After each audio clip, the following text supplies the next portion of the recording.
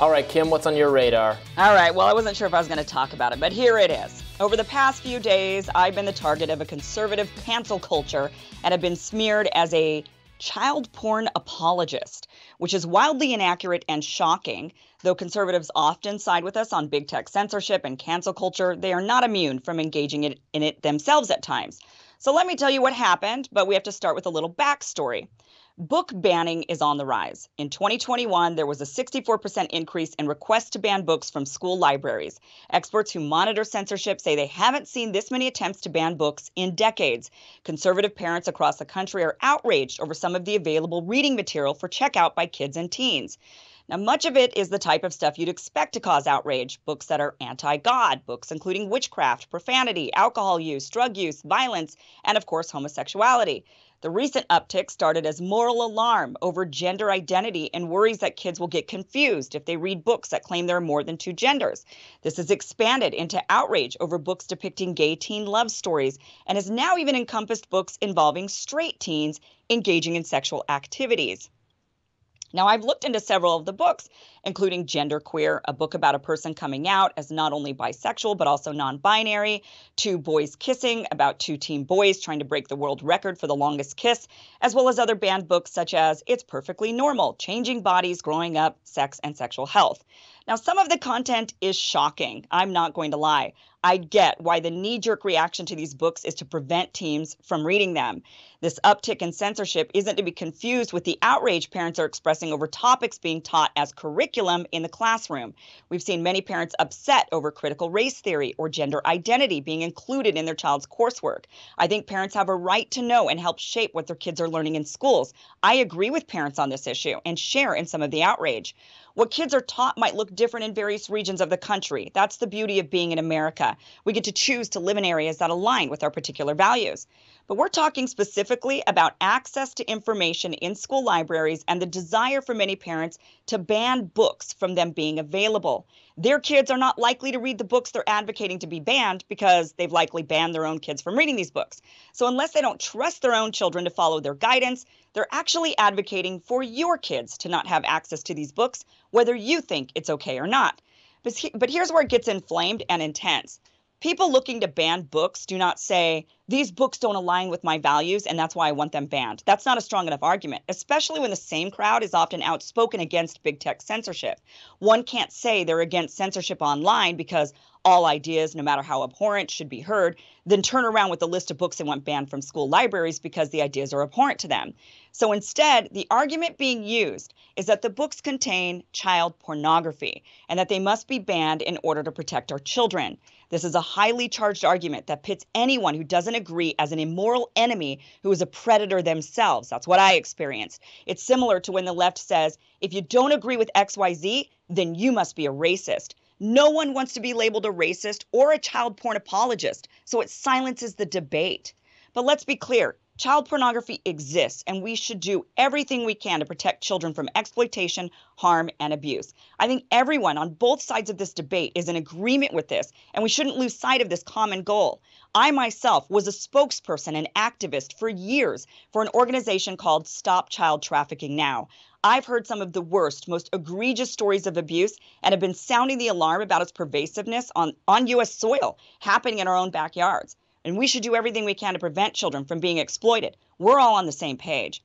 But that being said, words printed in a book are just ideas, stories, and information. Actual people or animals were not harmed in the making of said books. It's just paper and ink. We've heard time and time again from people on the left that words are violence and words are harmful. I don't agree. I understand that some people, including children and teens, may get wrong ideas after watching certain content on YouTube, listening to certain music, playing certain video games, or reading certain books. We've heard these arguments over the years, but I believe the best way to combat bad information is good information. And the best way to keep your kids from being abused or abusing others is a stable family life. We know the statistics, and kids who are most likely the victims of sexual exploitation come from unstable home environments, most often poverty, and often the perpetrator is another juvenile who also comes from an unstable home. Of course, any child in any environment of any socioeconomic class can be abused by anyone. It sadly happens all the time. But I never hear the experts say the impetus for the abuse was overconsumption, or any consumption for that matter, of young adult novels that include sex scenes. There isn't solid evidence showing kids learning about sex leads them to engaging in it or even abusing others. If a teen ends up pregnant, I'm not sure it can be blamed on a book. That being said, I'm not discounting that there's a legitimate concern about some of the ideas placed in our teens' heads. Being a teen sucks, and it's a time in life when people often hate the world around them, stop confiding in their parents, and tend towards experimentation. So I get it. Parents are worried their kids are going to experiment with gender identity, amongst other things they hear about. This is a normal concern. Parents are worried their kids' phases won't fade away. I at one point cut my hair off, bleached it white, got a nose piercing, and told everyone to spell my name KYM. Older generations blamed it on too much MTV. But it was a phase. Gender identity is not always a phase, but if your child is going through questioning who they are, this is a normal part of teen life. But the best way to combat any child making devastating life changes, reeling into drug addiction or consequential experimentation with whatever it may be, is something the left tends to discredit, which is a stable home life. Now, parents need to take responsibility for the parenting of their children rather than blame YouTube or books or video games. Children will be exposed to everything and anything sooner or later, and parenting is about navigating their minds and emotions through difficult and complex information. Rather than shelter them when they encounter something difficult, have a conversation with them. Talk to your kids about complex topics in terms you know as their parent that they can understand. Rather than tell all parents they must parent the way you see fit, allow parents the right to parent how they see best fit as well. So last week, I appeared on the Glenn Beck podcast. I flew out to Dallas and I sat down with him in person. Though Glenn and I come from different sides of the aisle, we have a lot in common. Though we disagree on some things, we agree on others and had a really nice, productive conversation. That episode is available up on his YouTube channel. But after my appearance on Glenn's show, I was asked to be a guest on another show on the Blaze TV network. It was a panel discussion where we discussed the banning of these sorts of teen novels in schools. I said, I don't think words written on a page should be banned. And I also said, I don't have a problem with children learning about sex, even from a young age. Obviously, the discussions would have to be age appropriate for younger kids. Most of the books in question, young children can't read, even if they were put in front of them. They don't have the skill set yet, so it's totally disingenuous to be upset over very young children of elementary school age having access to these books when these young kids are literally reading at a Dr. Seuss level. That is if Dr. Seuss hasn't been banned from their school yet. So when I say young kids learning about sex, I mean not lying to them about how babies are made and not lying when they ask other questions. If they're old enough to ask the question, they're old enough to get an honest answer. But that's my opinion. However, on the show, I was only given 2 minutes to quickly say something about this. I wasn't given any real length of time to flesh out anything of substance. Afterwards, the host went to Twitter to express her shock at having me on her show and called me a child porn apologist and vowed to never have me back. This was after telling me before we went on air that all ideas were welcome. I should have realized that when the show began advocating for the banning of books that perhaps that wasn't an accurate description. In an ideal world, we can discuss and disagree on what materials and ideas we think appropriate for children without devolving into calling each other the most abhorrent of names. The fact is, kids live in a harsh world with nearly everything available to them over the internet. They will see and hear much worse stuff than what they can read in a book. But as far as books in school libraries go, I believe that if the book resonates with teens, it should be available to them in school libraries, whether certain parents are upset over it or not. What's immoral to one isn't to another, and what's shocking to one teen is just life to another. Libraries shouldn't be arbitrators of morality. They should be warehouses of information. It should be up to the parents to then decide if the book is appropriate for their teens based on their own morals. But look, this isn't a subject we're going to solve in this radar. It's a difficult and nuanced discussion, and it's changing constantly as new information and technology is being put in front of us and our youth. But we should be able to have differences in opinions and discuss these complex topics without them devolving into slurs and cancel culture. Now, I know, Ryan, you're the parent out of the three of us. People would criticize me after this and said, oh, Kim, you're not, I'm trying to have a child. It's unfair to say to me, I don't have one yet. I think I will have one hopefully soon. And when I do, this is the type of parenting I personally believe in. I don't think I'm going to shelter my kid really from anything when they come across really questionable, harsh. I mean, gosh, you take your kids walking around the strip in Vegas, they're going to see some stuff, right? I think the idea that the danger zone for kids today is the school library is just so wildly, absurdly out of touch with the current world that we live in.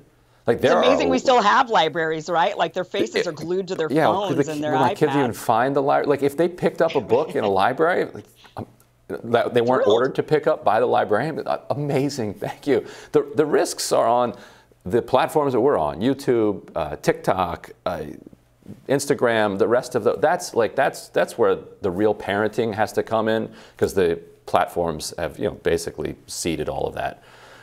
So the school, I mean, come on, it's like being on Chincoteague Island, watching wild horses everywhere, and then finding a barn door open somewhere and be like, oh, that'll do it. Let's close that barn door. And I mean, and you could put all the parental controls on anything, and I would absolutely try my best. Those actually do work to a significant extent, and those should stay on. Your kid, until they go to their friend's house, right? Absolutely, and then their friend doesn't have those controls, and so they're until they figure out how to take them off. Well, aren't you? Exactly. When they're trying to, when schools and to some extent, political government figures and legislation, they're trying so hard to ban something. I think at some point they're like adding to the allure of the forbidden, like, oh yeah, kids can't see this, it's so dangerous, and like, don't dare. Isn't that going to make them curious in what it is? Tell them the library is super dangerous. Don't go in there. Tell them Republicans don't want you setting foot in that library, and they're like, oh, what's going on there? So yeah, no, I agree with everything you had to say, Kim, and the key is parental choice, right? I want to empower families and individual parents to make choices that are right for their kids, and the choice that they would make might not be the one I would make or you would make, and it might be that their choice is valid for them and my choice is valid for me and my family. Like, different people can be different, and we should try to have this choice making at the family level as much as possible without, giving, one person veto power over what everyone else is allowed to read. It's ridiculous. It does. Yeah. No, Kim, your point does put the lie to the whole parents decide thing. Like, what they mean by parents decide is a very particular set of parents get to decide for everybody, rather than the current system that we have, where people run for election and we democratically elect somebody, and then those people make decisions on behalf of the entire community. They're like, no, we don't want that. We want parents to decide. Well, the parents voted, so why wasn't that parents deciding? Oh, I see. Yeah. You want these parents. You want them to decide, and you want them to decide for everybody. Got it. And, their defense on this, what they say back to me is, no, Kim, this is a school library, so 100% of the patrons of this library are under the age of 18. They're young adults, and so therefore this should be a curated set of books. And I totally agree. I don't want, like, Hustler magazine. People kept saying, oh, so Kim thinks it's fine to have Hustler magazine in a school library, which is totally, trying to straw man and disingenuous to my argument. But the fact is that, there are some materials for teens, like I mentioned, some teens go through things in life that are very harsh, and that's their reality. And they're looking for something to connect to, right? And then they get that out of a book and they say, I'm not alone. There's this story of this teen who experienced it. There's a lot of books out there that are being banned that deal with very tough subjects such as rape and incest and other things. And I just don't think that there's any. So people say, well, Kim, they could find that in a public library, just not in a school library, if parents want to expose their kids to that. A lot of these kids don't have parents that would show them those public libraries. That's why they're seeking out books that would give them some sort of I'm not alone feeling. I don't know. I just don't think we should be censoring There's just such a huge difference between, teachers training or instructing very young kids in anti-racist training or introducing them to debatable theories about gender, which, I don't want that either. That and, like a 6th or 7th or 8th grader, who might have their own issue, encountering some narrative story in the library that might speak to whatever they're going through. Like, we're going to ban that? It's just ridiculous. And that difference, I think, is so important. But so many of these legislative efforts end up, criminalizing both. So is that, Robbie? I don't spend enough time on. This was a shocking thing for me to realize. I stepped in cow-manure on this. Like, when I started this topic, I was like, wow, I didn't realize this is a charged topic for people on the right.